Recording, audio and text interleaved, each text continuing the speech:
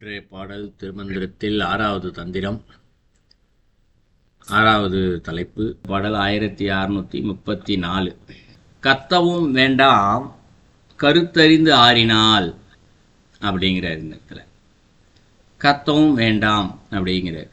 கத்துதல்னா என்ன? சத்தமாக ஒரு விஷயத்த சொல்கிறது. இந்த இடத்துல என்ன சத்தமாக சொல்கிறது? இன்றைக்கி பார்த்தோம்னா பல இடங்களில் இந்த மந்திரம் சொல்கிறதெல்லாம் நிறைய பேருக்கு சத்தமாக சொன்னால் மட்டும்தான் அது பலன் அப்படின்னு அவங்க மனசுக்குள்ளே நினச்சிக்கிட்டு இருப்பாங்க. எனக்கு தெரிஞ்ச ஒருத்தர் இருக்கார். அவர் காலையில் எந்திரிச்சோன்னே என்ன பண்ணுவார், கந்த சிருஷ்டி கவசம் என்னதோ பாட்டெல்லாம் பாடுறேன்னு சொல்லி கத்துவார். காலையில் எந்திரிச்சு எல்லாம் எந்திரிச்சு என்ன கத்தி கத்தி கத்தி போட்டார். அவர் மனசில் என்ன இருக்கும் அப்படின்னா, இது சத்தமாக சொன்னால் மட்டும்தான் பலன் தாசி. அப்படி வீடு ஃபுல்லாக அந்த சத்தம் எதிரொலிக்கும். அப்போ அதில் ஏதோ ஒரு நிறையா வீடு ஃபுல்லாக நல்ல வைப்ரேஷனாக இருக்குது, இதனால தான் பல நல்லதெல்லாம் கிடைக்கும், இந்த இடத்துல கெட்டதெல்லாம் வராது. இப்படி அவருடைய எண்ணங்கள் ஃபுல்லாக இறைவன் மீது இல்லை, இதன் மீது தான் எண்ணம் இருக்குது அவருக்கு ஃபுல்லாகவே. கத்தி கத்தி மந்திரம் ஆடுறாரு, சத்தம் சொல்கிறாரு இந்த இடத்துல, இல்லையா? ஸோ இதைத்தான் சொல்ல இந்த இடத்துல கத்தவும் வேண்டாம், இப்படிலாம் ஒன்றுமே வேண்டாம், கருத்தறிந்து ஆறினால் அப்படிங்கிறார். கருத்துனா என்ன இந்த இடத்துல அப்படின்னா, நம்ம பேச்சுவாக்கில் சொல்லுவோம், ஒரு கேள்வி ஒன்று உங்களுடைய கருத்துக்களை சொல்லுங்கள் அப்படின்னும். அவர் என்ன பண்ணுவார், தனக்கு மனசுக்கு என்ன தோணுதோ அதை கருத்து என்று சொல்லுவார் இந்த இடத்துல. இன்னொருத்த கேட்டால் அவர் மனசில் என்ன தோணுதோ அதை தான் சொல்லுவார். ஸோ கருத்துனா ஆளாளுக்கு என்னென்னலாம் தோணுதோ அதெல்லாம் சொல்லுவாங்க. அப்போ ஒன்றுக்கொன்று மாறுபடுது. இப்போ இது கருத்து கிடையாது. மாறுபடாத கருத்து எது அப்படின்னு பார்த்தா, எல்லாரும் எந்த கேள்வியை கேட்டாலும் சரி, இந்த இடத்துல இப்போ ஒரு ஞானியை எடுத்துக்கோமே, ஞானிகள் 10 பேர் இருக்காங்க. 10 பேர்கிட்டே போய் அந்த ஒரு கேள்வி கேட்டால் 10 பேரும் ஒரே பதிலை தான் சொல்லுவாங்க. ஏன்னால் அவர்கள் மாயை இல்லாத ஞானத்தினால் அந்த பதிலை சொல்கின்றார்கள் அவங்க, இல்லையா? ஸோ அப்போ அதுதான் கருத்து. மாயை நீங்கிய நிலையில் உண்மை என்ற ஒன்று இருக்கு இல்லையா, அதுதான் நாங்கள் கருத்து என்று சொல்லப்படுவது. அப்போ அந்த கருத்தை அறிந்து அப்படிங்கிறார். அப்போ மாயை நீங்கிய நிலையில் உண்மையை ஒன்று தெரிஞ்சுக்கிறது தெரிஞ்சிக்கிறது அப்படிங்கிறாரு. ஆறுதல் அப்படின்னு சொல்லப்படுறது அமைதி நிலையை குறிக்கும். ஒரு சுட சுட தண்ணியோ ஒரு நீர்ம பொருள் ஏதோ ஒன்று இருக்குன்னா என்ன செய்யும், அது கொதிச்சிக்கிட்டே இருக்கும், அதுலேருந்து ஆவி வந்துக்கிட்டே இருக்கும், இல்லையா? அப்போ அந்த பொருளில் ஏதோ ஒரு அசைவு இருந்துக்கிட்டே இருக்குது. இந்த இடத்துல சூடு இருக்க வரைக்கும். ஆறி போச்சு அப்படின்னா அதில் எந்த விதமான சலனமும் இல்லாமல் அப்படியே இருக்கும், இல்லையா? அதுபோல் ஆறுதல் அப்படின்னா இந்த இடத்துல மனம் முழுமையாக அமைதி அடைந்து நிற்றல் இந்த இடத்துல, அதான் ஆறுதல் இந்த இடத்துல. அப்போ கருத்தறிந்து ஆறினால் அப்படின்னா உண்மை என்னவோ அதை தெரிந்து கொண்டு அமைதியான நிலையை ஒருவருடைய மனம் அடைந்து விட்டால் அவர் இந்த இடத்துல கத்தவும் வேண்டாம். இந்த இடத்துல எனக்கு அது வேணுமா, இதை சொன்னால் அது கிடைக்குமா, அது சொன்னால் இது கிடைக்குமான்ற எண்ணமே அவருக்கு தேவையில்லை. அப்போ இதில் என்ன சொல்கிறாரு, சத்தமாக ஒருத்தர் மந்திரங்கள்னால தான் பலன் என்று கத்திக்கிட்டே இருந்தாருன்னு வச்சுக்குவோம். அப்போ அவருடைய எண்ணம் பலன்களின் மீது இருக்கின்றதை தவிர்த்து இறைவன் மீது இல்லை. அப்போ அது இது நிந்தை. மந்திரம் சொல்லியும் இவர் இந்த இடத்துல நிந்தை தான் செய்கிறாரு இந்த இடத்துல. ஏன்னா இறைவனை சிந்திக்கல, உண்மையை தெரிஞ்சிக்கல, மாயை போல. இது முதலடியில் சொல்கிறேன். 2வது அடியில் சத்தமும் வேண்டாம் சமாதியை கூடினால் அப்படிங்கிறார். இப்போது இந்த சமாதியை கூடினால், இப்போ போன பாடலே சமாதின்னு ஒன்று சொல்லிட்டார் இந்த இடத்துல, திருப்பி இதே விஷயத்த சொல்கிறாரு. இப்போ போன பாடலில் பார்த்தோம்னா சாதலும் வேண்டாம் சமாதி கூடினால் அப்படிங்கிறார். இதில் சத்தமும் வேண்டாம் சமாதி கூடினால். இப்போ சமாதின்னு என்ன, இறப்பில்லாத நிலையை பெறுதல் என்பது மட்டும் சமாதி அல்ல, அமைதியின் உச்சத்தில் போய் நிற்கிறதோ இந்த இடத்துல சமாதி தான். இந்த இடத்துல சத்தமும் வேண்டாம்ங்கிறாரு. சத்தமும்னா சத்தமாக பேசுறது அப்படின்றது பொருள் அல்ல. இப்போ ஒருத்தர் அமைதியாக உட்காந்துருக்காருன்னு வச்சுக்குவோம், அமைதியாக இருக்கார் இந்த இடத்துல, தியானம் பண்ண போகிறேன், சமாதி நிலைக்கு போகிறேன் அப்படின்னு சொல்லிக்கிட்டு என்ன பண்ணுறாரு, ஒரு காட்டுக்குள்ளே போயிடுறாருன்னு வச்சுக்குவோம், புரிஞ்சிக்கிறதுக்காக சொல்கிறேன். இங்கே மனிதர்கள் யாருமே இல்லை, அவர் இப்போ யாருக்கிட்டையும் பேசலை, உணவு நிறையா இருக்குது இந்த இடத்துல, அதனால் பிரச்சனை இல்லை. அவர் ஆட்டுக்கு போய் ஒரு மரத்தடியில் உட்காந்துக்கிறார், சாப்பிடும்போது சாப்பிட்றாரு, தூங்கும்போது தூங்குறாரு, தியானம் பண்ணும்போது தியானம் பண்ணுறாரு, வேறு வேலையே செய்யறது இல்லை இந்த இடத்துல. இப்போ ஒரு கத்தவே இல்லையே இந்த இடத்துல, வாயை திறந்து பேசுறதுக்கான வாய்ப்பே இல்லை அவருக்கு, இல்லையா? அப்போ இதுதான் சமாதியான்னு கேட்டால் கிடையாது இந்த இடத்துல. ஏன்னா இவர் வாய் பேசலை, ஏன்னா பேசுறதுக்கு சுற்றி ஆட்கள் இல்லை. ஸோ பேசாமல் அமைதியாக இருக்காருன்னு வச்சுக்குவோம். ஆனால் அவருடைய மனம் அமைதியாக இருக்காது. இல்லையா? திடீர்னு காலை நீட்டுன்னு சொல்லும், கையை ஆட்டுன்னு சொல்லும், தலையை திருப்புன்னு சொல்லும். அந்த பக்கம் என்ன இருக்குது, இந்த பக்கம் என்ன இருக்குது, திரும்பி திரும்பி தலை பார்க்கும். ஏன்? மனம் அசைந்து கொண்டே இருக்கின்றது. மனசில் ஏதாவது சிந்தனை வந்துக்கிட்டே இருக்கும். இப்போ அவங்க என்ன பண்ணுவாங்க, இவங்க என்ன பண்ணுவாங்க, காட்டுக்குள்ளே வந்திருக்கோம், நான் தவம் செய்கிறேன், இது எப்படி சாப்பிட்லாமா, தூங்கலாமா, எதையாவது ஒன்று மனம் ஓடிக்கொண்டே இருக்கும் இந்த இடத்துல. ஸோ கத்துதல் அப்படின்னா வாயால் கத்துறது மட்டும் கத்துதல் அல்ல, மனதால் சிந்திப்பதும் கூட இந்த இடத்துல சத்தம் தான், இந்த இடத்துல கத்துதல் தான். இப்போ சத்தமும் வேண்டாம் சமாதியை கூடினால்னா, மனம் அசைந்து கொண்டே ஒருத்தருக்கு இருந்துச்சுன்னா அது சமாதி கிடையாது. ஒருத்தருக்கு இந்த இடத்துல மனம் அசையாமல் நின்று விட்டால் இந்த இடத்துல சமாதியானது கை கூடிவிடும். இப்போ யார் ஒருத்தர் நான் தியானம் செய்கிறேன், அதை செய்கிறேன், இதை செய்கிறேன்னு உட்காந்துக்கிட்டு எதையாவது சிந்திச்சுக்கிட்டு இருந்தால் அது நிந்தனை. அதுவே இங்கு தவ நிந்தனை அப்படிங்கிறது. இந்த தவ நிந்தனைன்னு சொல்லப்படுறது, இந்த சமாதின்னு சொல்லப்படுறது இந்த குறிப்பிட்ட ஒரு இதுக்கு மட்டும் இல்லை. நீங்கள் எந்த சாதக முறை செய்தாலும் சரி, நான் சாமிக்கு அபிஷேகம் பண்ணுறேன் அப்படின்னு சொல்லிட்டு இந்த பக்கம் அபிஷேகம் பண்ணிக்கிட்டே இருக்கிறது, இல்லை தீபாராதனை காட்டுறது, ஊதுவத்தி காட்டுறது, ஏதோ ஒரு பூஜை நான் பூஜை செய்கிறேன்னு சொல்லி செஞ்சுக்கிட்டே இருந்தாலும் மனம் இறைவனை சிந்திக்காமல் வேறு எதையோ சிந்திச்சுக்கிட்டு இருந்ததுன்னு வச்சுக்குவோம், அதெல்லாம் கூட நிந்தனை தான். பல இடங்களில் சில நேரங்களில் பார்க்கலாம், ஐயர் எங்கேயோ கோயில் ஏதோ ஒரு பூஜை அபிஷேகம்னா பண்ணிகிட்டே இருப்பார், மூஞ்சி கடுன்னு வச்சுட்டே இருப்பார், யார் மேலேயோ கோபம் இருக்கும், கோவத்தில் இங்கே பூஜை பண்ணிகிட்டே இருப்பார். அப்புறம் அதுக்கு பேர் என்ன பூஜை அபிஷேகம் இந்த இடத்துல? ஏன்னா அபிஷேகம் பெரிய பெரிய கோயிலில் பார்த்தீங்கன்னா 4 பேர் 5 பேர் சேர்ந்து தான் செய்வாங்க. தலைமை குருக்கள்னு ஒருத்தர் இருப்பார், சுற்றி 4 பேர் உதவிக்கு இருப்பாங்க. எவனாவது ஒருத்தர் தப்பு பண்ணிடுவாங்க, ஏதாவது ஒரு அபிஷேக பொருள் இல்லாமல் போயிடும், உடனே கத்துவார், இதெல்லாம் எடுத்து வைக்க வேணாமா, அபிஷேகம் செய்வோன்னு கத்த ஆரம்பிச்சு. அப்போ அதுக்கு பேர் என்ன பூஜை இந்த இடத்துல? இது எல்லாமே நிந்தனை தான் இந்த இடத்துல.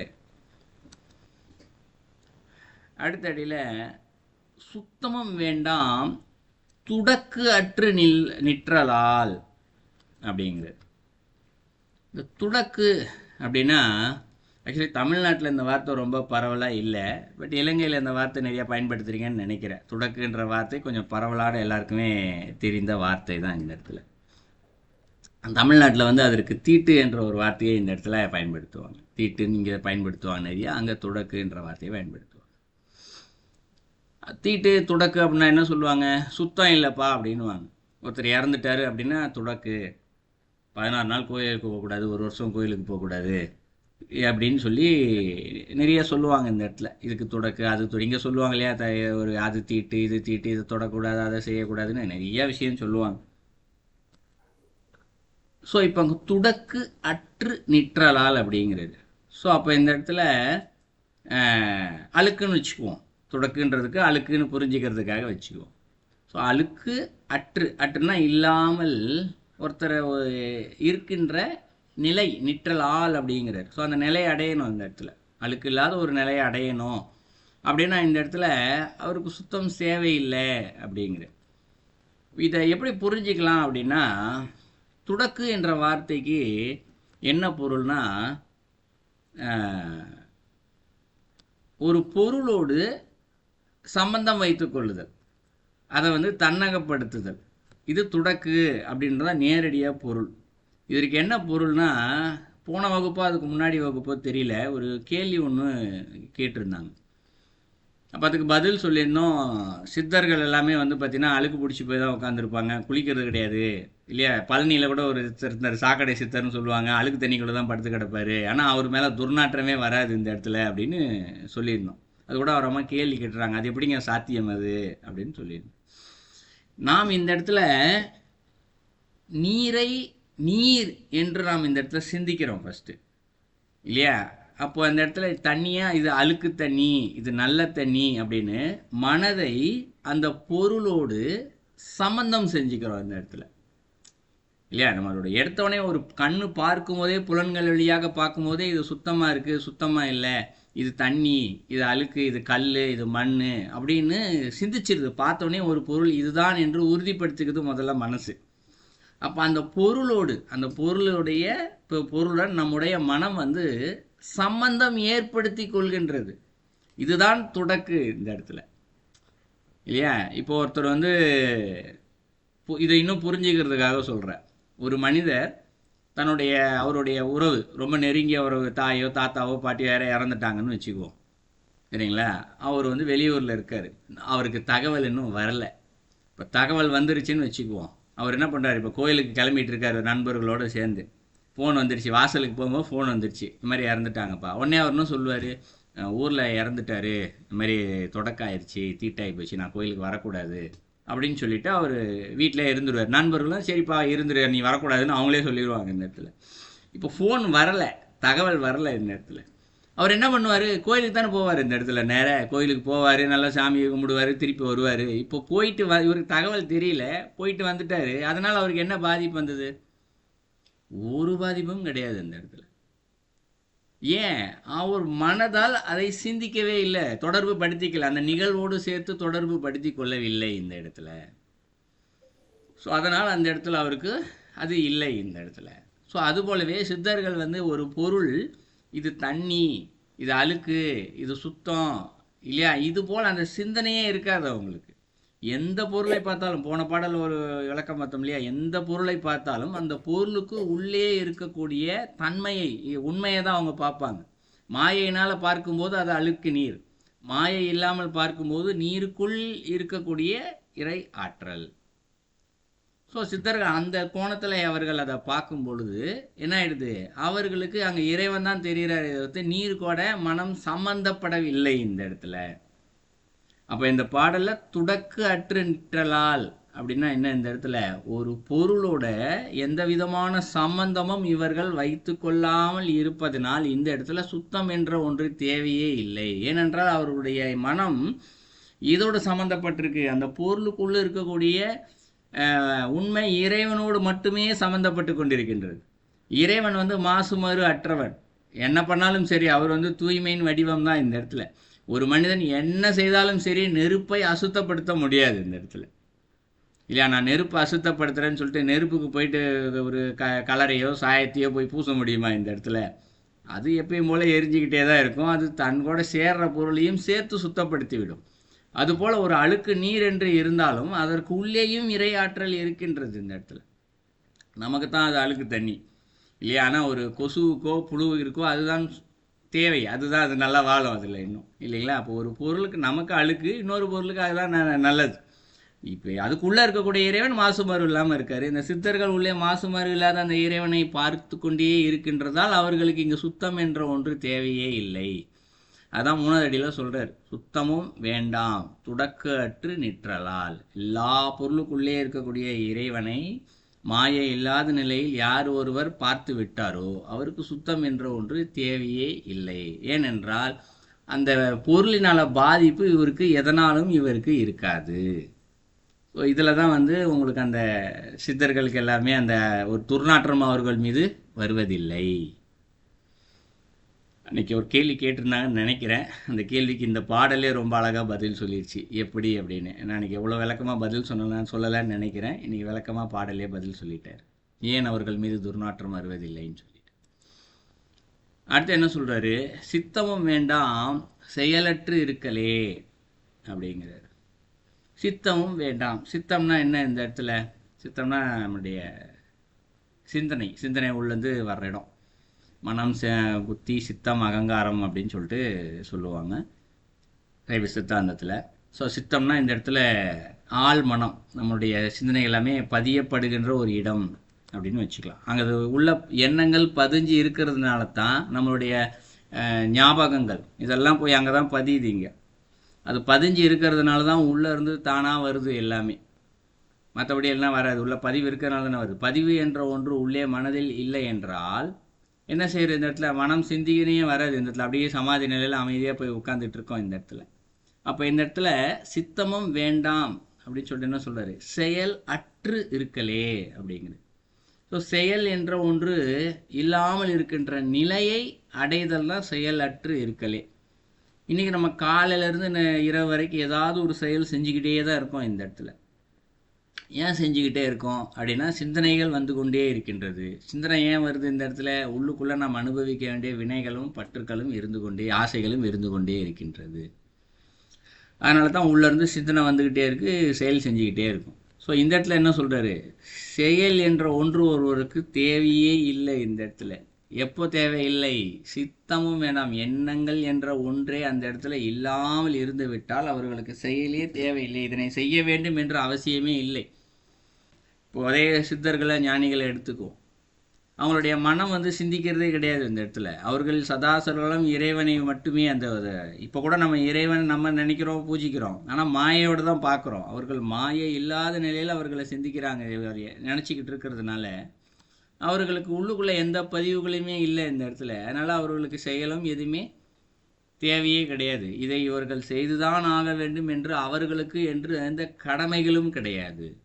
இப்போ நம்ம ரோட்டில் போயிட்டு இருக்கும்போது ஒரு இருக்கையிலே ஒரு அண்ணாமலையார்னு வச்சுக்கோமே, பெரிய சாமி அண்ணாமலையார் ஊர்வலம் வராரு இந்த இடத்துல இல்லையா? அவ்வளோ பெரிய சாமி ஊர்வலம் வரும்போது என்ன பண்ணுவோம் இந்த இடத்துல நம்ம? ஆஹா சாமி அப்படின்னு சொல்லிட்டு கும்பிடுவோம். கோயிலுக்குள்ளே போய் பார்க்க முடியலையே, எங்கேயாவது வந்துட்டாரேன்னு சொல்லிட்டு.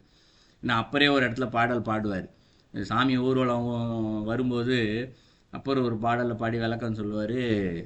உன்னை உள்ளே பார்க்கறதுக்கு நான் வரல, மறந்துட்டேன் உன்னைய, அதனால் நீயே என்னைய பார்க்க வெளில வந்துட்டிய நீ அப்படின்னு சொல்லிட்டு அவ்வளோ அழகாக ஒரு பாடல் ஒன்று பாடியிருப்பார். ஏன்னா அங்கே இறைவன் வெளியில் வர்றதுக்கு காரணமே அதான். எல்லாரையும் பார்க்கறதுக்கு தான் அவர் எல்லாரையும் பார்த்து அருளாசி கொடுக்குறதுக்கு தான் அவர் வெளியில் வர்றார் இந்த இடத்துல. அப்போ என்ன பண்ணுவோம் இந்த இடத்துல? சாமியை நினைப்போம், கும்பிடுவோம். அது ஒரு பக்தி மார்க்கத்தில் ஒரு பகுதி. ஆனால் இந்த இடத்துல அதே இடத்துல ஒரு சித்தர்கள் இருந்தாங்கன்னு வச்சுக்குவோம். அவங்க என்ன பண்ணுவாங்க இந்த இடத்துல? அவங்க எப்படி கால் மேலே கால் போட்டுக்கிட்டு இருந்தாலோ, படுத்துக்கிட்டு இருந்தாலோ, என்ன செஞ்சுக்கிட்டு இருந்தாங்களோ அப்படியே தான் இருப்பாங்க. சாமி வராருன்னு உடனே ஒரு மதிப்பு மரியாதை கொடுத்து எந்திரிச்சு நிற்கிறது அதெல்லாம் ஒன்றும் செய்ய மாட்டாங்க. அவங்க செய்ய சிந்தனையே இறைவன் மீது இருக்கிறல எந்த அசைவற்றம் இல்லை, அப்படியே தான் இருப்பாங்க. இன்னும் நீ சாமி வராரு காலத்துக்கு அவர் மேலே மூஞ்சி முன்னாடி நீட்டிட்டு உட்காந்துட்டு இருக்கியே அப்படிலாம் கேட்க முடியாது இந்த இடத்துல. ஏன்னா அவர்களை பொறுத்த வரைக்கும் காலும் இறைவன் தான் இந்த இடத்துல, திசையும் இறைவன் தான், அந்த ரூபமும் எல்லாமே இறைவன் தான்ன்ற நிலையில் அவங்க இருக்காங்க. அதனால தான் செயலும் வேண்டாம் அப்படின்னு சொல்கிறார். ஸோ நாலடிக்கும் சேர்த்து பொருள் பார்த்தோம் அப்படின்னா, யார் ஒருத்தர் இந்த இடத்துல இதனை சத்தமாக சொன்னாலோ இருந்தால் மட்டும்தான் இறைவன் அடைவார் என்று நினைத்து கொண்டு, ஆனால் இறைவனை சிந்திக்காமல் பலன்களை மட்டுமே எதிர்பார்த்து கொண்டு இந்த இடத்துல அந்த செயலை செய்து கொண்டிருந்தால் அது இந்த இடத்துல நிந்தனை தான். அவர் எந்த மாதிரியான சத்தமாக எதை செய்தாலும் அது நிந்தனை தான். அதே போல் நான் சமாதியில் இருக்கின்றேன் என்று சொல்லிக்கொண்டு மனம் அசைந்து கொண்டே இருந்தாலும் அது நிந்தை தான். சொன்ன சமாதி போன பாடலில் சொன்னது ஆரம்ப நிலைன்னு வச்சுக்கலாம். இது இந்த இடத்துல கொஞ்சம் தியானம்லாம் செஞ்சு கொஞ்சம் மேல்நிலைக்கு வந்துட்டாருன்னு வச்சுக்குவோம். ஆனாலும் ஒரு மனம் அசைஞ்சு கொண்டே இருந்தாலும் அதுவும் நிந்தனை தான் இந்த இடத்துல. அதே போல் எந்த ஒரு பொருளோடு மனம் சம்பந்தப்பட்டு நிற்றாலே அது பாசம்தான் இந்த இடத்துல இல்லையா? இப்போ வீட்டில் வந்து ஒரு பொருள் இருக்குதுன்னு வச்சுக்குவோம். இது வேணாம் தூக்கி போட்டுருன்னு வீட்டில் இருக்க ஒருத்தர் சொல்லுவாங்க. இல்லை அந்த பொருள் வேணும் எனக்கு, அது எதுக்காவது யூஸ் ஆகும், அது வாட்டுக்கு மேலே இருக்கட்டும் அப்படின்னு சொன்னால் அது அந்த பொருளோடு இருக்கக்கூடிய சம்பந்தம், அது பற்று இல்லையா? ஸோ இது இருந்தாலும் அது நிந்தனை தான் இந்த இடத்துல. அந்த பொருளில் இருக்கக்கூடிய இறைத்தன்மையை பார்க்காமல் அந்த பொருளை பொருளாகவே பார்த்து அந்த பொருளோடு சம்பந்தம் வைத்து கொண்டிருத்தல். அப்போ அந்த பொருள் வேணும்னு சொல்லி எடுத்து வச்சா அது பாசம் அப்படின்னு சொல்லிடுறோம். வேணான்னு சொல்லி இருந்தால் அப்படின்னு அது பாசமானு கேட்டால் அதுவும் பாசம்தான் இந்த இடத்துல. ஒன்று வேண்டும் என்ற பாசம், இன்னொன்று வேண்டாம் என்ற பாசம். இந்த அதுவும் ஒரு வெறுப்பை உள்ள விதைக்குதுல்ல. இந்த பொருளை வேணாம் அப்படின்னு சொல்லிட்டு ஒரு தூக்கி போடு இது அப்படின்னு சொல்லி ஒரு வெறுப்போடு செய்கிறோம் இல்லையா? அந்த வெறுப்பும் இந்த இடத்துல இதுதான். ஸோ அதுவும் இந்த இடத்துல அந்த தொடக்கு சம்பந்தம் ஏற்படுது. ஏதாவது ஒரு வகையில் அந்த பொருளோட சம்மந்தப்படுத்துது. அது விருப்பமான சம்மந்தமாக இருக்கலாம், இல்லை வெறுப்பான சம்மந்தமாக இருக்கலாம். ஏதோ ஒரு சம்மந்தம் இருக்கிறதுனால தான் அந்த பொருளாக நமக்கு தெரிகின்றது இந்த இடத்துல. அதன் வழியாக அந்த பொருளில் இருந்து வரக்கூடிய தன்மை வந்து என்ன பண்ணுது, நம்மக்கிட்ட எதிரொலிக்குது. அது துர்நாற்றமாகவோ ஏதோ ஒன்றாக வருது. இதை இன்னும் சயின்ஸாக கூட வேற ஒரு விஷயமா பார்க்கலாம். சமீபத்தில் ஒரு அறிவியல் வந்து கண்டுபிடிச்சிட்டாங்க இன்னைக்கு. அது இன்னும் வெளியில் விற்பனைக்கு வந்துருச்சா இல்லையான்னு தெரியல. இன்னும் இங்கெல்லாம் வரலை, ஃபாரினில் ஏதாவது இருந்திருக்கலாம். ஆனால் ஆய்வில் வெற்றி பெற்றுட்டாங்கன்னு மட்டும் தகவல் வந்துருச்சு. என்னென்னா ஒரு டிவைஸ் ஒன்று இருக்குது, எடுத்து தலையில் மாட்டிக்கிறது. இந்த இடத்துல அதோடைய டிவைஸை வீட்டில் இருக்கக்கூடிய எலக்ட்ரானிக்ஸ் அது எல்லாத்துலேயும் இது பண்ணிட்டா போதும். இன்றைக்கெல்லாம் பார்த்தோம்னா அலெக்ஸா லைட் ஆன் அப்படின்னா உடனே லைட் ஆன் ஆகிடுது. இன்றைக்கி எல்லாருக்கும் நிறைய பேர் வந்துருச்சு, எல்லா இடத்துலையும் எல்லா ஊர்லேயும் வந்துருச்சு. இன்றைக்கி டிவி ஆன் அப்படின்னா அதுவே டிவி ஆன் பண்ணுது, லைட் ஆன் பண்ணுது, எல்லா வேலையும் செய்யுது. ஆனால் சத்தமாக தான் வாயில் சொல்கிறோம். ஆனால் இப்போ அடுத்த கண்டுபிடிப்பு என்ன பண்ணியிருக்காங்க, மனசால் சிந்திக்கிறது. இப்போ இந்த இடத்துல மனசுக்குள்ளே வீட்டுக்குள்ளே வரும்போதே லைட்டை நீ ஆன் பண்ணுன்னு மனசில் நினச்சிட்டா போதும், டிவைஸ் வேலை செஞ்சு லைட்டை போட்டுருது இந்த இடத்துல. இப்போது ஒருத்தர் மனசு கட்டுப்படாமல் அடங்காமல் இருந்துக்கிட்டு லைட்டே ஆஃப் பண்ணு, லைட்டே போடு, லைட்டே ஆஃப் பண்ணு, அவருடைய சொல் பேச்சு கேட்க மனசு வேலை செஞ்சுக்கிட்டே இருக்குன்னு வச்சுக்குவோம். எதை மறக்கணும்னு நினைக்கிறோமோ அதான் திருப்பி திருப்பி வந்துகிட்டே இருக்கும் இல்லையா? அப்போ லைட்டு போடு, லைட் ஆஃப் பண்ணால் என்ன பண்ணும் இந்த இடத்துல? லைட்டு போட்டு போட்டு ஆஃப் ஆகிட்டே இருக்கும் ஆட்டோமேட்டிக்காகவே டிவைஸ் இந்த இடத்துல இல்லையா? நம்ம ஒரு வாட்டி லைட்டு போடுன்னு சொல்லியாச்சு, மறந்துடுவோமா நம்ம? மனம் கேட்காம திருப்பி திருப்பி அது சிந்தனை அந்த சுவிட்ச் மேலே லைட்டு மேலேயே இருந்துக்கிட்டே இருந்துச்சுன்னா லைட் என்ன ஆகும்? ஆஃப் ஆகுது, ஆன் ஆகுது, ஆஃப் ஆகுது. ஒரு வேலை தொடர்ந்து செஞ்சுக்கிட்டே இருக்குல்ல. மனம் எதோடு நிற்கின்றதோ அது டிவைஸ் வழியாக போய் தன்னுடைய செயலை செஞ்சுக்கிட்டே இருக்கு இல்லையா? அறிவியல் பூர்வமாகவே வந்துடுச்சு. அப்போ மனதிற்கும் எந்த ஒரு பொருளுக்குமே இது அறிவியலாக பார்க்கப்படுகிறது. அண்டத்தில் உள்ளது, பிண்டத்தில் உள்ளது. அப்போ அண்டத்தில் சயின்ஸாக ஒன்று இருக்குன்னா அப்போ அது பிண்டத்துலேயும் இருக்குது கண்டிப்பாக. நம்ம தான் எவ்வளோ நாள் தெரிஞ்சிக்காமல் இருக்கோம் இந்த இடத்துல. நமக்கு தெரியலன்றதுக்காக ஒரு விஷயம் இல்லைன்னு சொல்ல முடியாது இந்த இடத்துல, சரிங்களா? ஸோ மனதிற்கும் ஒரு பொருளுக்கும் அதே சம்பந்தங்கள் நிறையா இருக்குது இந்த இடத்துல. ஸோ இதுதான் சொல்கிறாரு துடக்கு என்று இந்த இடத்துல. சம்பந்தம் இந்த இடத்துல எண்ணங்கள் என்பது பாசம் இருந்ததுன்னா கண்டிப்பாக அது துடக்கு தான். ஸோ யாருக்கு அது தேவையில்லைன்னா அது சம்மந்தம் இல்லாமல் இருந்தால் தேவையில்லை அப்படிங்கிறாரு. அடுத்து அமைதியான மனம் என்ற ஒன்று இருந்து விட்டாலே அந்த இடத்துல செயல் ஒன்று தேவையே இல்லை. யார் ஒருத்தர் செயல் இல்லாமல் இருக்கிறாரோ அவருக்கு எண்ணங்களும் இங்கு தேவையில்லை அப்படிங்கிறார் இந்த இடத்துல. ஸோ இதான் அந்த பாடலுடைய கருத்து. ஸோ 2 பாட்டு தான் பார்த்துருக்கோம். இன்றைக்கி நிந்தைன்றதுனால நிறைய விளக்கங்கள் சொல்லப்பட்டதுனால நேரம் நிறையா போயிடுச்சு. இந்த 2 பாட்டிலே நிறையா போயிடுச்சு இந்த இடத்துல. ஏதாவது கேள்விகள் கருத்துக்கள்? இந்த துடக்கன்றைய ஒரு பாசத்துக்குரிய இறந்தவுடனே அதால ஏற்படுற துன்பம், மன அழுத்தம், துன்பம் தான் துடக்கண்ட கருத்து. ஆமாம் ஐயா, துன்பம் எப்படி வருது? அவர் மீது உங்களுக்கு சம்பந்தம் ஏற்படுத்துறதுனால தானே வருது. உங்களுக்கு சம்பந்தம் இல்லைன்னா வருதா இந்த இடத்துல? இப்போ ஒருத்தர் வீட்டில் வந்து 100 வயது இருக்குன்னு வச்சுக்குவோம். 100 வயது 110 வயது வயதான முதியவர் இறந்துட்டார் இந்த இடத்துல. அவருடைய பிள்ளை வேணா ஐயோ அப்பாவாச்சே அம்மாவாச்சே இறந்துட்டாங்களேன்னு சொல்லிட்டு கொஞ்சோண்டு வருத்தம் இருக்கும். 110 வயது இருக்குன்னா அப்போ அவர்களுக்கு பேரனே வந்திருப்பாங்க நேரம். அவர்களுக்கு இருக்குமா இந்த இடத்துல? விளையாண்டுக்கிட்டு இருப்பாங்க ஜாலியாக இந்த இடத்துல இல்லைங்களா? ஏன் சம்மந்தமே இருக்காது அந்த இடத்துல, சந்தோஷமா இருக்கும் அவ்வளோதான் அந்த இடத்துல, சரிங்களா? அவர்களுக்கு என்ன, நண்பர்கள் 4 பேர் வந்துட்டாங்க, வா ஓடி பிடிச்சி விளையாடலான்னு இந்த சைடு எல்லாம் உட்காந்து அழுதுட்டு இருப்பாங்க, அந்த சைடு சின்ன பசங்க விளையாண்டுட்டு இருப்பாங்க இந்த இடத்துல இல்லையா? ஏன் இவர்களுக்கு சம்மந்தம் வச்சிருக்காங்க பாசத்தினால், அதனால இந்த இடத்துல அழுகுறாங்க. அவங்களுக்கு இப்போ பாசமும் கிடையாது, ஒன்றும் கிடையாது. யாரோ ஒருத்தர் எனக்கு அம்மா அப்பா இருக்கிறாங்க, என் தம்பி தங்கச்சி இருக்காங்க, நான் ஜாலியாக விளையாண்டுக்கிறேன், சம்மந்தம் இல்லாமல் இவங்க ஜாலியாக இருக்காங்க. இதுதான் இந்த இடத்துல துடக்கையை தவிர்த்து அந்த துன்பம் தான் துடக்கு, இல்லைன்னு சொல்லலை. துன்பத்திற்கு மூல காரணம் என்ன? சம்பந்தம். அந்த பொருளை தன்னகப்படுத்தி என்னுடைய தந்தை என்னுடைய தாய் அந்த எண்ணம் இருக்கு இல்லையா, சம்பந்தப்படுத்துதல், அதுதான் நாங்க துடக்காங்க. நீங்கள் சொன்னீங்க இந்த கந்த சஷ்டி கவசம் மற்றது இந்த இதுகள் எல்லாம் சத்தமா சொல்லக்கூடாது. நாங்க சத்தமா சொல்ற இல்லதானே கும்பிடைக்கல, கொஞ்சம் சத்தம் இல்லாமதான் அப்படின்னு சொல்லக்கூடாதா? அது அப்படி கிடையாதம்மா. இது சத்தமா சொல்லக்கூடாதுன்னு சொல்வதனால பலனில்லை என்று பொருள் அல்ல. நான் அந்த கோணத்துல சொல்லலை, சரிங்களா? பட் கோணம் என்னன்னா, நீங்கள் கந்த சஷ்டி கவசத்தை மனதிற்குள் சொன்னாலும் சத்தமாக சொன்னாலும் முருகனை மட்டுமே சிந்தித்து சொல்ல வேண்டும் இந்த இடத்துல. முருகனை சிந்திக்காமல் இந்த கந்த சஷ்டி கவசம் சொன்னா எனக்கு பலன் கிடைக்கும் அது கிடையாது. ஏன்னா கந்த சஷ்டி கவசம் சொன்னால் உண்மையிலே அந்த பலன்கள் எல்லாமே கிடைக்கும். அந்த பாடல்கள்லேயே பார்த்தீங்கன்னா நடுவில் வரும் 36 கொண்டு ஓதியே ஜெபித்து உகந்து நீர் அணியா, ரொம்ப அழகாக சொல்லியிருப்பாரு. கந்த சஷ்டி கவசத்தை சொல்லும்போது கையில் விபூதி வச்சுருக்கணுமா. இன்றைக்கி நிறைய பேருக்கு தெரியறதே இல்லை, சொல்லிட்டு போயிட்டே இருக்காங்க. அதனால தான் பல பேர் அந்த பலனை அனுபவிக்கிறது இல்லையா இல்லைன்னு தெரியல. கந்த சஷ்டி கவசம் இந்த பக்கம் வாயில் ஓடிக்கிட்டே இருக்கும், மனசில் ஓடிக்கிட்டே இருக்கும், வேலை செஞ்சுக்கிட்டே இருப்பாங்க, கவனங்கள் எல்லாம் வேற எங்கேயோ ஓடிக்கிட்டே இருக்கும். ஆனால் கந்த சஷ்டி கவசத்தை முறையாக எப்படி செஞ்சால் பலன்னா, கையில் விபூதியை வச்சுக்கிட்டா தான் சொல்லுவார். 36 கொண்டு ஓதியே ஜெபித்து அப்படிங்கிறாரு. அப்போ கையில் இந்த இடத்துல விபூதியை வச்சுக்கிட்டு நீங்கள் சொல்கிற ஒரு அடியும் ஜெபம் தான். கந்த சஷ்டி கவசத்தில் 200 சில்லற அடிகள் இருக்கும்னு நினைக்கிறேன், அந்த பாடலை மறந்துட்டேன் எனக்கு.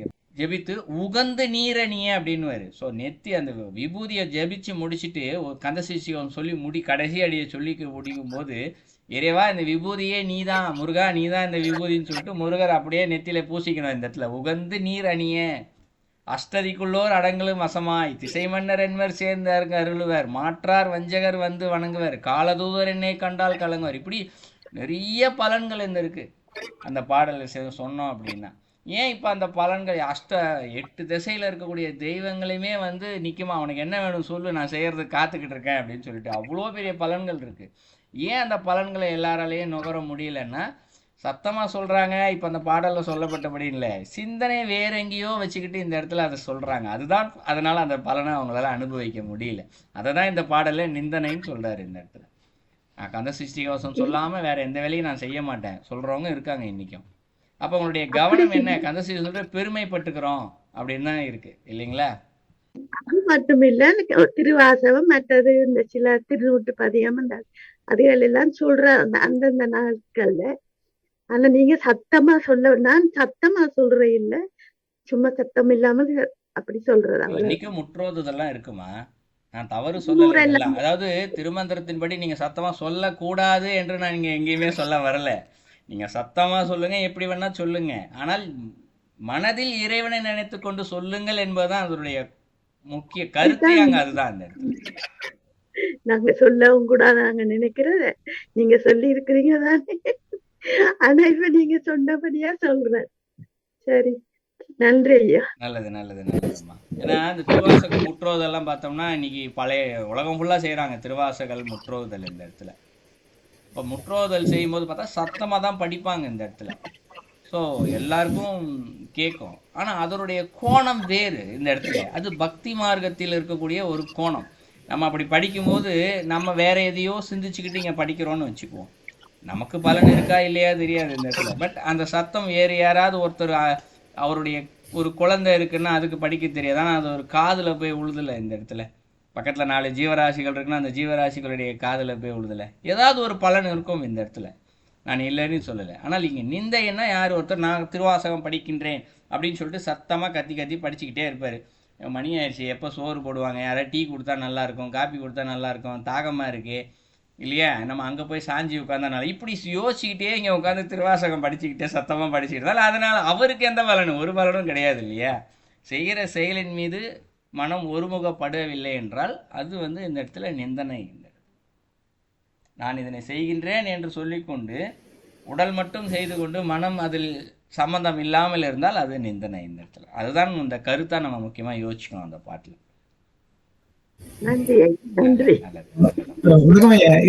சிந்தை கலங்காது தியானிப்பவர்கள், சிந்தை கலங்காது சிந்தை ஆமா சஷ்டி கந்த சஷ்டி கவசத்திலே வரும், சிந்தை கலங்காமல் தியானிப்பவர்கள்னு வரும் அந்த பாட்டு.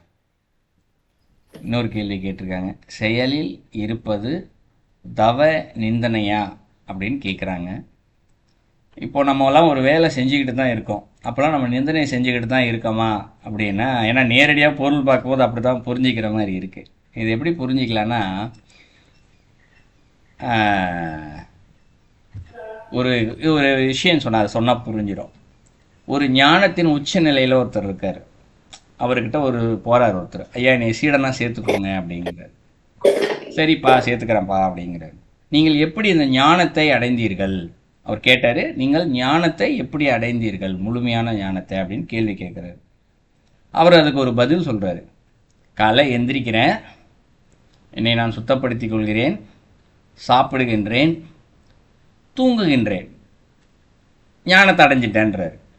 ஏன்னா வழக்கமாக ஞானத்தை எப்படி அடைஞ்சுன்னா என்ன சொல்லுவோம், நான் கோயிலாக போனேன், தியானம் செஞ்சேன், ஜபம் செஞ்சேன், சாமியை போய் ஏதோ ஒரு சாதகம் செஞ்சேன், இப்படித்தானே சொல்லுவோம். அவர் அதெல்லாம் சொல்லலை இந்த இடத்துல. காலைல எந்திரிச்சேன், என்னையை சுத்தப்படுத்திக்கிட்டேன், சாப்பிட்டேன், தூங்கினேன், திருப்பி அடுத்த நாள் காலையில் வந்துச்சு எந்திரிச்சேன், என்னையை சுத்தப்படுத்திக்கிட்டேன், இதைத்தான் அவர் சொல்கிறார் இந்த இடத்துல. அவரு என்ன சாமி எல்லாரும் இதைத்தானே செய்கிறாங்க, ஆனால் நீங்கள் மட்டும் எப்படி இதை மட்டும்தான், அதையும் தான் நீங்களும் தான் செஞ்சீங்க, ஆனால் யாராலையும் ஞானத்தை அடைய முடியல, நீங்கள் ஞானத்தை அடைஞ்சிட்டீங்களேன்னா அப்போ தான் அவர் சொல்லுவார், நாம் எதனை செய்கின்றோமோ அதனை மட்டுமே செய்ய வேண்டும். அதுதான் இந்த இடத்துல தியானம், அதுதான் தவம். அதை செய்யவில்லை என்றால் அதுதான் நிந்தனை இந்த இடத்துல. இப்போ சாப்பிடணும் அப்படின்னா கவனம் சாப்பாட்டின் மீது மட்டும்தான் இருக்க வேண்டும் இந்த இடத்துல. இப்போ உதாரணத்துக்கு சொல்கிறேன், ஒரு மனிதன் சாப்பிட்றான், சாப்பிட போகும்போது சாமிக்கு நைவேத்தியம் பண்ணுறாங்க. இன்றைக்கி பலருக்கு அந்த பழக்கம் இருக்குது. இல்லையா, மொத்த சாப்பாடையும் சாமிக்கு முன்னாடி வச்சுட்டு, சாமி நீ உனக்கு நீ சாப்பிட்டுக்கோ, எல்லா ஜீவராசிகளுக்கும் உணவு கொடுன்னு சொல்லி அதுக்கப்புறம் சாப்பிட ஆரம்பிக்கிறாங்க. ஆனால் இதுக்கு முன்னாடி கூட ஒரு கதை சொல்லியிருக்கேன். வயிறு ஃபுல்லாக சாப்பிட்டுட்டு கூட அவர் விரதம் இருக்கேன்னு சொல்லிட்டு மகாபாரதத்தில் வர்ற கதை ஒன்று இருக்கும். முனிவர் நான் ஃபுல்லாக சாப்பிட்டு நான் விரதம் இருப்பது உண்மையானால் இந்த தண்ணீர் வழிவிடட்டும்னா தண்ணி வழிவிடும். இந்த இடத்துல மகாபாரதத்தில் ஒரு கதை சொல்லியிருக்கேன், நிறைய வாட்டி சொல்லியிருக்கேன் அந்த கதை. அப்போ ஒரு சாப்பிட்டு ஏன் விரதம் இருக்காரு? சிவார்ப்பணம் சிவார்ப்பணம் கிருஷ்ணார்ப்பணம் கிருஷ்ணார்ப்பணம் சொல்லிட்டு சாப்பிடுவார். அதனால் அவர் விரதம். இப்போ நாமும் கூட அப்படித்தான் இந்த இடத்துல சாப்பிட்ற ஒவ்வொரு உணவும் சாப்பிடும் பொழுது கிருஷ்ணார்ப்பணம் சிவார்ப்பணம்னு சொல்லிக்கிட்டே சாப்பிட்டோம்னா நம்ம விரதம் இருக்கிறதுக்கு சமம் தான் இந்த இடத்துல, இல்லைங்களா? ஆனால் நம்மளால் இருக்க முடியுதான்னு கேட்டால் இருக்க முடியாது. வாய் சாப்பிடும்போது, ரெண்டாவது வாய் சாப்பிடும்போது ஒன்றும் சொல்லலாம், மூணாவது வாய் சாப்பிடும்போது பொரியல் சேர்த்து சாப்பிட்லாமா, ரசம் ஊற்றிக்கலாமா, கொஞ்சம் அடுத்து தயிர் இருக்கா, தண்ணி கொஞ்சம் குடிச்சிக்கலாமா, கவனம் போயிடும் இந்த இடத்துல. அப்போ சாப்பிடுவதில்னா சாப்பிட்றதுல மட்டும்தான் கவனம் இருக்கணும். வேறு ஏதாவது கவனம் போச்சுன்னா அதுதான் நிந்தனை இந்த இடத்துல. முனிவர் என்ன சொல்கிறார் அந்த கதையில்? ஞானத்தை எப்படி அடைஞ்சிங்க? அவர் எந்த செயலை செய்தாரோ அதை மட்டுமே தான் செஞ்சாராம் அந்த இடத்துல. சாப்பிட்றதுக்கான முறைகள் கூட நான் ஏற்கனவே ஒரு வகுப்பில் சொல்லியிருக்கேன் இந்த இடத்துல. நீங்கள் கூட இப்போ பயிற்சி செஞ்சு பார்க்கலாம். இன்றைக்கி எல்லாருமே சாப்பிடும்போது டிவி பார்த்துக்கிட்டோ, ஃபோனை பார்த்துக்கிட்டு, புக்கு படிச்சுக்கிட்டு, யார்ட்டையாவது பேசிக்கிட்டு தான் சாப்பிட்றோம். அதனால் சாப்பாட்டில் இருக்கக்கூடிய உண்மையான சுவையை நாம் இந்த இடத்துல உணர்றதே கிடையாது இந்த இடத்துல.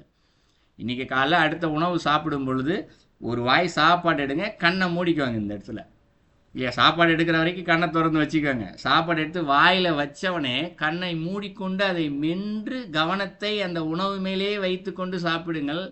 சாதாரணமாக ஒரு இட்லி சாப்பிடும்போது இருக்க உணவு டேஸ்ட்டும் அதே இட்லி தான். ஆனால் கண்ணை மூடிக்கொண்டு அதை கவனித்து சாப்பிடும்போது சுவை 2 மடங்காக 4 மடங்காக இருப்பதை உணர்வீர்கள். அப்போ எந்த ஒரு செயல் செய்தாலும் கவனத்தை அதன் மீது வைத்து கொண்டு செய்தால் அதில் இருக்கக்கூடிய பலனை தெரிஞ்சுக்கலாம், இல்லையா? இதுதான் இந்த இடத்துல தவம். இப்போ எந்த செயல், நீங்கள் அலுவலகத்துக்கு போகலாம், பயணம் பண்ணலாம், என்ன வேணால் செய்யலாம். எந்த செயல் செய்கிறோமோ கவனம் அது மேலே மட்டும்தான் இருக்கணும், வேறொரு செயலில் இருக்கக்கூடாது. செய்வது ஒன்று செயல் ஒன்றாக இருந்தால், செயல் ஒன்று சிந்தனை வேறொன்றாக இருந்தால் அது இந்த இடத்துல நிந்தனை. அதான் நீங்கள் கேட்ட கேள்விக்கு பதில்மா. செயலில் இருக்கிறதெல்லாம் நிந்தனை கிடையாது. செயலில் இருக்கும்போது மனம் வேறொரு இடத்தில் இருந்தால் அதுதான் நிந்தனை. இதான் நீங்கள் கேட்ட கேள்விக்கு பதில்.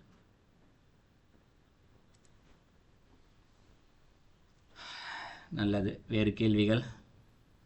ஐயா, நீங்கள் இப்ப இந்த சிவார்ப்பணம் கிருஷ்ணார்ப்பணம்ன்ற மாதிரி இப்ப சனிய சாப்பாட்டு கண்டு இல்லை, நாங்க செய்யற எல்லா விஷயத்துக்கும் மீது சிவார்ப்பணம் சிவனுக்காக செய்யறோம்ண்டு. சாப்பாடு மட்டுமண்டு இல்லை, இப்ப நாங்க செய்யற எல்லாத்தையும் நாங்கள் ஒரு நன்மை செய்தாலோ அந்த புண்ணியத்தையும் சிவார்ப்பணம் உண்டு, சிவனுக்கு தான் இது செய்யணும். கிருஷ்ணார்ப்பணம் உண்டு.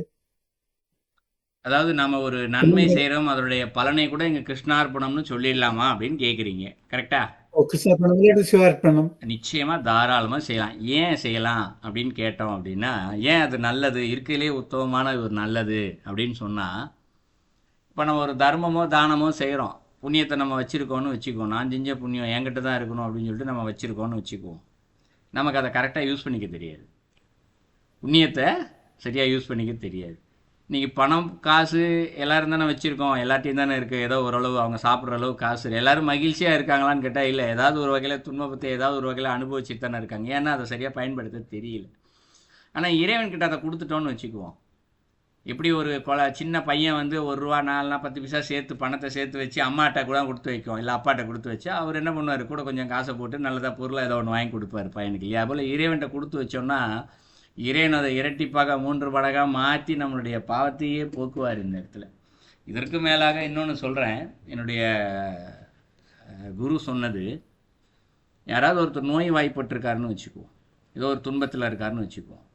நாம் தினந்தோறும் பூஜைகள் செய்கிறோம், ஏதாவது ஒன்று செய்வோம், ஒரு ஊதுவத்தியாவது சாமிக்கு வைப்போம், இல்லையா? ஒரு பூ போடுவோம், ஊதுவத்தி போடுவோம், ஏதாவது ஒன்று போடுவோம். ஆனால் இப்போ நம்ம செய்கிற மாதிரி தவம் போல் செய்ய வேண்டும் இந்த இடத்துல.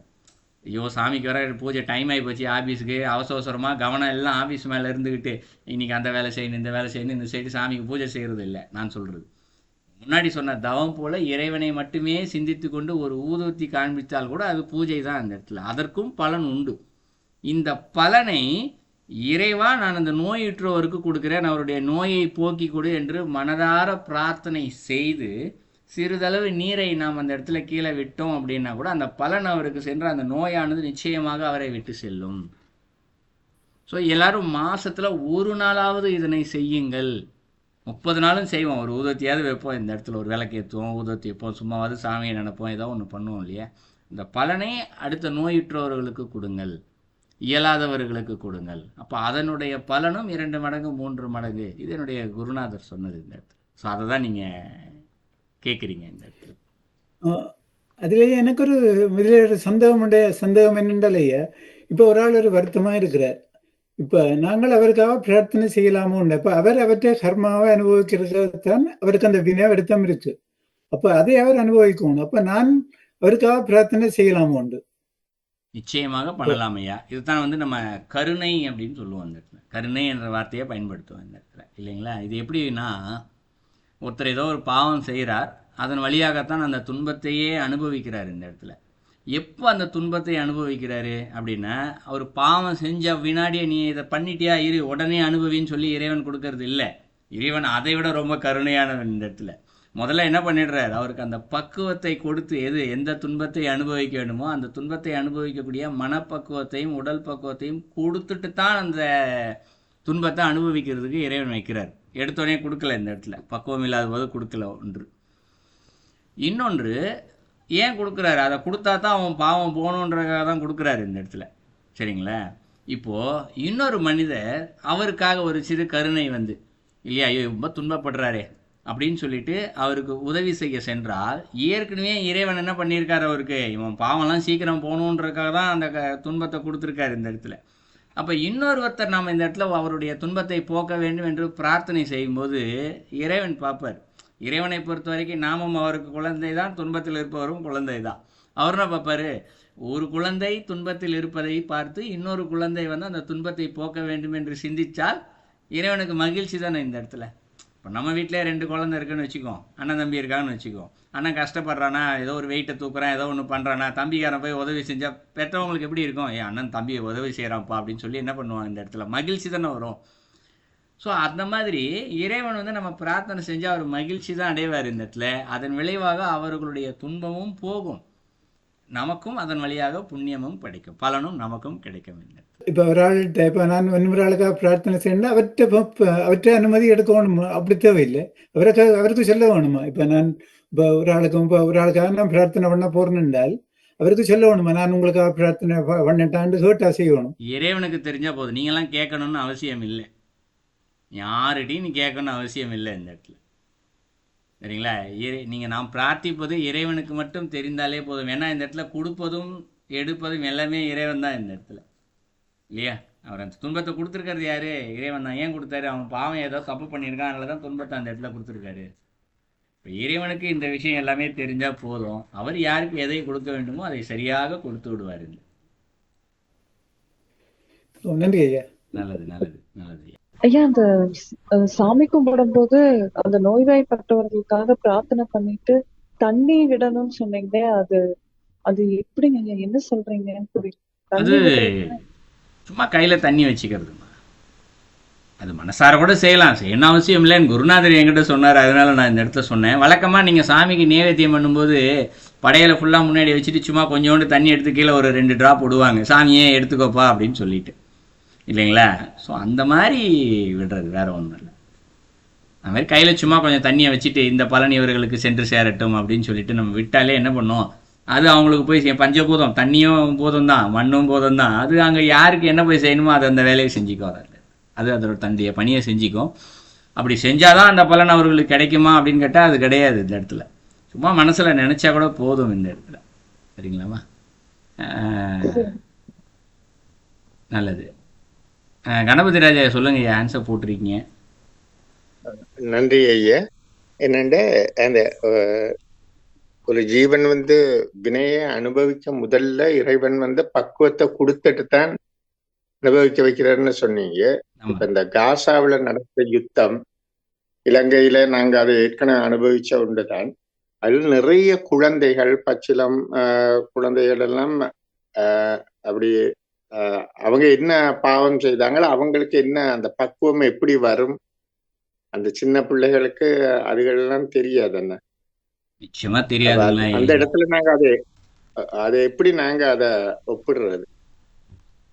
அதாவதுங்க ஐயா, இதை வந்து என்ன மாதிரியான ஒரு கோணத்தில் பார்க்கலாம் அப்படின்னா, ஏற்கனவே இதே கேள்வி வந்ததுன்னு நினைக்கிறேன்ப்பா சில வருடங்களுக்கு முன்பாக பதில் சொன்னோம். முதல்ல நான் ஒன்று சொல்லிடுறேன் லேசாக, நம்மளுடைய அறிவுக்கு எட்டிய வரைக்கும் தான் பதில் பார்க்க முடியும் நம்ம இந்த இடத்துல, சரிங்களா? அறிவுக்கு எட்டிய வரை முதல்ல நதி மூலம் ரிஷி மூலம் காண முடியாது. ஏன் இந்த பாவம் இவங்களெல்லாம் பற்றுச்சு அப்படின்றது தெரிஞ்சிக்க முடியாது. ஆனால் எங்கே பற்றி இருக்கும் அப்படின்னு சொல்லிட்டு யோசிச்சா, இப்போ உலகத்தில் ஏதோ ஒரு இடத்துல ஒரு விஷயம் நடக்குதுன்னு வச்சுக்குவோம். இன்னைக்கு உண்மையிலே ரீல்ஸுன்ற பேரில் நடந்துக்கிட்டே இருக்குது இன்னைக்கு. அதாவது ரீல்ஸ் பண்ணுறோம் அப்படின்ற பேரில் என்ன பண்ணுவாங்க, யாராவது ஒருத்தர் மேலே போய் தண்ணி அடிக்கிறது, கல் அடிச்சுட்டு திரும்பி நின்றுக்கிறது. இது இன்றைக்கி ரீல்ஸில் பார்க்குறோம்ல. இன்றைக்கி ஒரு நாய் ஒன்று ரோட்டில் படுத்துருக்கோம், பட்டாசை கொளுத்தி போட்டு அது எப்படி துடிச்சு ஓடும், இவனுங்க பார்த்து சிரிக்கிறது, கேட்க பின்னாடி ஒரு சத்தம், சிரிப்பு சத்தம் போட்டுட்டு இவங்கெல்லாம் சிரிச்சுட்டு ரீல்ஸ் போடுறது.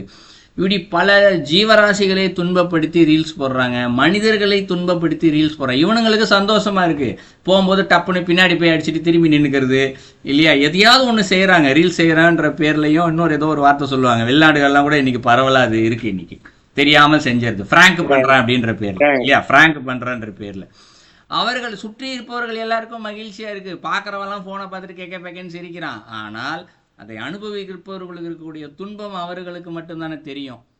அப்போ இந்த இடத்துல ஒரு மனிதன் பாவம் என்பதை அவன் செய்து மட்டும் இந்த இடத்துல சம்பாதிக்கலை, அடுத்தவர்கள் துன்பப்படுவதை பார்த்து சிரித்து கூட அவன் பாவத்தை சேர்த்துக்கிறான் இந்த இடத்துல.